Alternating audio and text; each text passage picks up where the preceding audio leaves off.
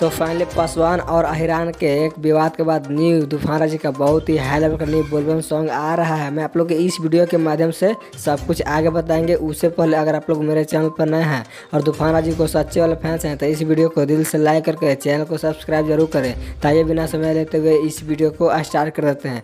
सबसे पहले मैं आप लोग को बता दूं कि जो तूफान राजी का कल सुबह न्यू सॉन्ग आ रहा है बोलबम सॉन्ग, उस सॉन्ग का बोल है भांग पीसे में। इस सॉन्ग को गाए हैं तूफान राज और अनुराज और इस सॉन्ग को लिखे हैं सोनू संगम जी। और म्यूजिक की बात किया जाए तो इस सॉन्ग में म्यूजिक दिए हैं जेपी तिवारी, जो काफ़ी बवाल का म्यूजिक देते रहते हैं। और आप सबके बता दूं कि इस सॉन्ग को कल सुबह हाई रिकॉर्ड भोजपुरी यूट्यूब चैनल के माध्यम से तूफान राजी का दूसरा बोलबम सॉन्ग रिलीज हो रहा है फुल वीडियो।